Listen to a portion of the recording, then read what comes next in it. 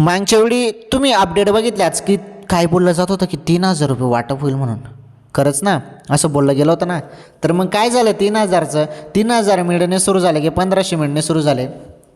हे बघा, असं पण बोललं जातं की 3,000 रुपये मिळू शकतात 17वा + 18वा, म्हणजे तुमचा नोव्हेंबरचा हप्ता आणि डिसेंबरचा त्यासोबत हप्ता मिळून 1,500 डायरेक्ट 3,000 रुपये जमा होतील असं देखील बोललं जात आहे. मग आता यामध्ये सत्यता काय आहे चला समजून घेऊया आपण. काही नाही, 1 मिनिटाचा व्हिडिओ आहे, 1 मिनिटात सर्व सांगतो.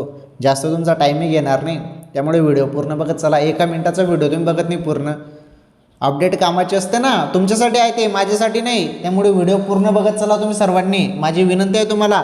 हे बघा, बोललं तर जात आहे की 3,000 रुपये मिळतील, परंतु शक्यता कमी आहे, कारण तशी अधिकृत अपडेट किंवा GR आलेली नाही. त्यामुळे 1,500 रुपयाची गॅरंटी आहे.